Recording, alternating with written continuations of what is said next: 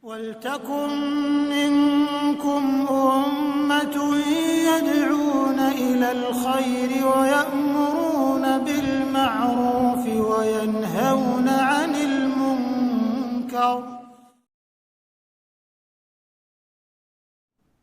Kemudian iyyaka na'budu wa iyyaka nasta'in.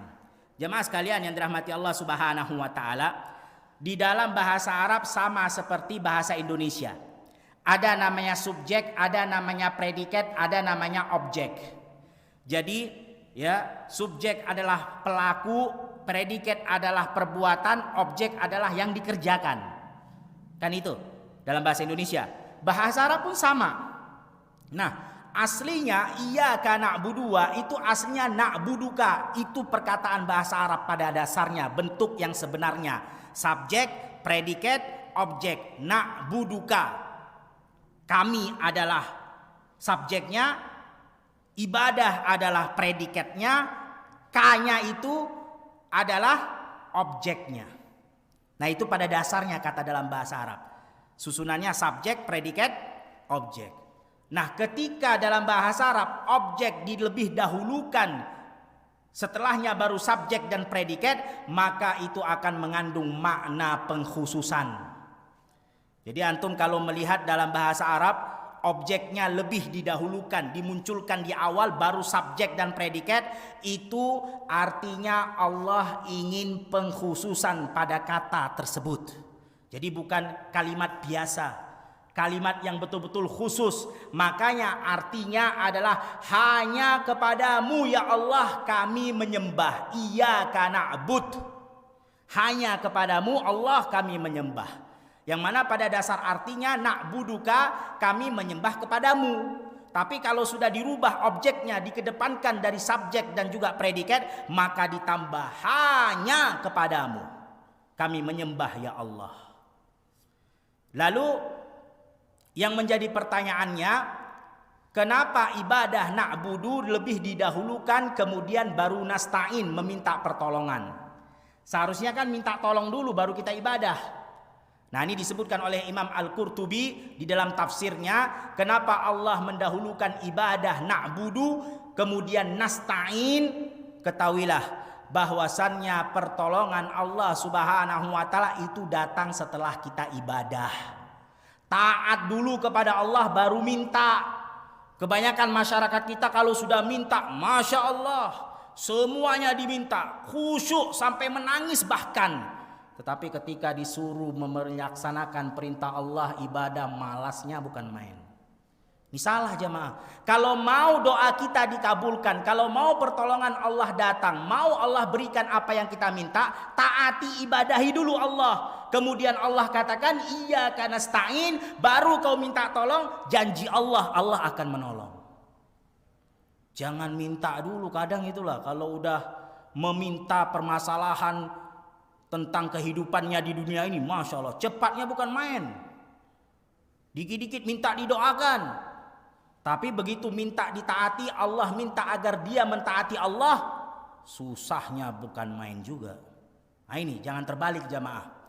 Maka iyyaka na'budu wa iyyaka nasta'in, kata Imam Qurtubi dalam tafsirnya juga, adalah kalimat tauhid yang paling sempurna. Kenapa? Karena iyyaka na'budu wa iyyaka nasta'in dapat menghilangkan penyakit riya dan juga penyakit ujub. Ini keutamaan kalimat iyyaka na'budu wa iyyaka nasta'in. Dapat menghilangkan penyakit riya dan penyakit ujub, bangga diri. Jadi ketika kita merasa riya masuk ke dalam hati kita, ulangi lagi kata itu. Iyyaka na'budu wa, hanya kepada Engkaulah ya Allah kami menyembah. Sehingga kita tahu tidak perlu kita riya, tidak perlu kita dikomentari orang, nggak butuh kita like-nya orang, nggak butuh kita sanjungannya orang. Karena semua yang kita lakukan dari amal ibadah kecil ataupun besar, semuanya ibadah untuk Allah. Jadi untuk apa riya? Nah, itu makna kandungannya. Wa iyyaka nasta'in adalah kata yang dapat menghilangkan penyakit ujub, kata Imam Al-Qurtubi di dalam tafsirnya. Kenapa? Ketika kita merasa bangga diri dengan apa yang telah kita lakukan, apa yang kita peroleh dari haji, umroh, sedekah dan seterusnya, ketahuilah itu semua tidak bisa kita lakukan kecuali dengan pertolongan Allah. Jangan kepedean. Makanya kata Nabi sallallahu alaihi wasallam, la yadkhul ahadukum bil jannah, la yadkhul ahadukumul jannah bi amalih, walakin bi rahmatillah. Tidak ada satupun, kata Rasulullah, hamba Allah masuk ke dalam surga Allah karena amal perbuatan yang enggak ada. Jangan kepedean. Semua yang kita kerjakan dari sholat 5 waktu, puasa setahun sekali yang Allah wajibkan, haji yang Allah wajibkan bagi yang mampu, zakat yang Allah wajibkan bagi yang sudah sampai kepada syaratnya, itu semua bisa kita lakukan karena Allah yang tolong. Kalau Allah tidak tolong nggak bisa. Dan jangan kepedean sehingga kita merasa itulah yang menyebabkan kita masuk ke dalam surga. Tidak sebanding jamaah. Sholat cuma sehari 5 kali dengan nikmat surga Allah subhanahu wa ta'ala. Yang mana sifat surga kata Allah, kata Nabi sallallahu alaihi wasallam, mala ainu ra'at wala udhunu sami'at wala qatara ala qalbi bashar. Nggak pernah dilihat di mata manusia, tidak pernah didengar di telinga manusia, tidak pernah terbetik di hati manusia. Saking besarnya, saking lezatnya kenikmatan di surga, nggak pernah kelihatan oleh mata manusia. Sebanding cuman sholat sehari 5 kali? Nggak sebanding jamaah. Itu pun sehari 5 kali sholat belum tentu juga semuanya khusyuk. Siapa yang menjamin dirinya betul-betul khusyuk sholat menghadap Allah subhanahu wa ta'ala? Kepedean itu namanya. Nabi sallallahu alaihi wasallam saja saking tidak pede, dia telah melaksanakan sempurna, padahal sempurna ibadahnya Rasulullah. Sampai-sampai Rasulullah menambahkan dengan sholat sunnah-sunnah lainnya di malam hari, sholat tahajud, sampai pecah telapak kaki Rasulullah sallallahu alaihi wasallam. Itu saking gak pedenya Rasulullah tambahkan dengan ibadah sunnah-sunnah yang lainnya. Kalau kita kan terkadang, wah udahlah, kewajiban sudah lewat, sudah cukup sudah. Ya, untuk apa lagi yang sunnah? Merasa kewajibannya betul-betul sudah Allah terima sehingga dia tidak memerlukan lagi yang sunnah. Sunnah itu Allah adakan syariat ibadah sunnah untuk menutupi kekurangan yang wajib.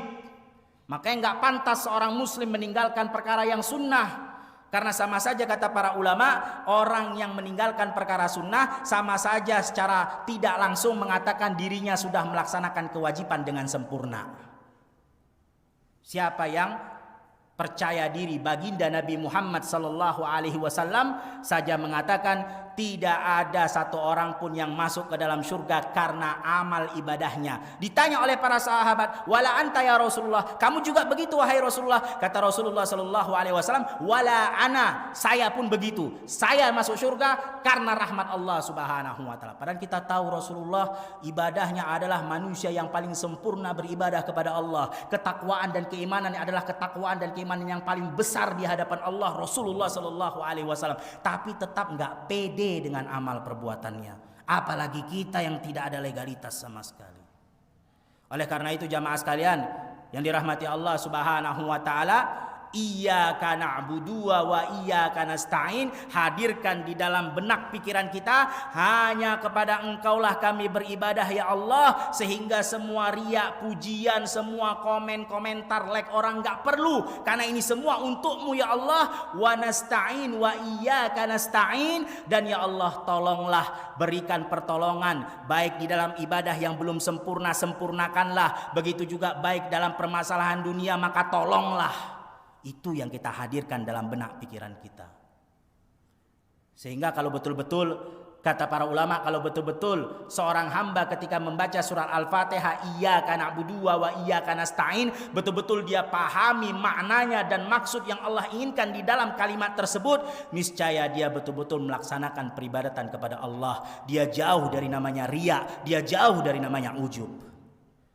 Maka ketika kita mengulang kata iyyaka na'budu wa iyyaka nasta'in, hadirkan makna yang tadi kita sebutkan itu jamaah. Wa